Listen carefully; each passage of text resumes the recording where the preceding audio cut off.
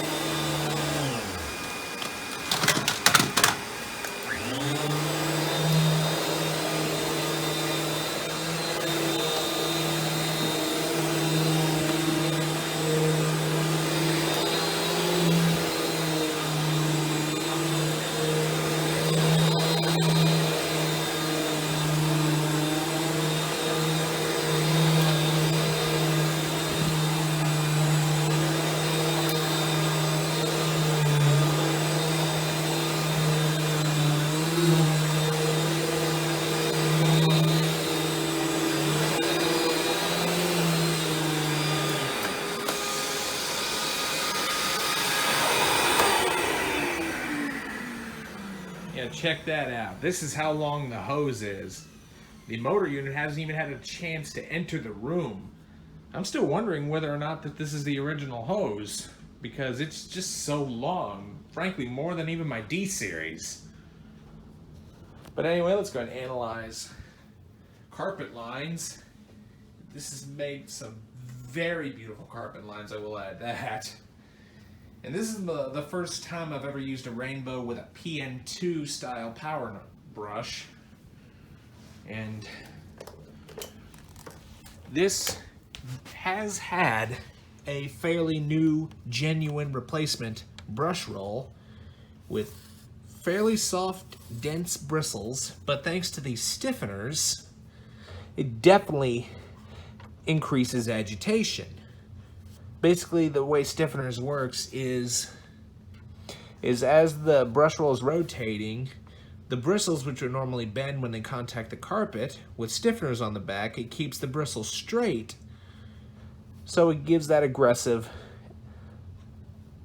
brushing action that these things are definitely known for, and which some people don't like that. They could always reverse this, or some people don't know the proper way to mount it and they wonder why it's not cleaning it as good.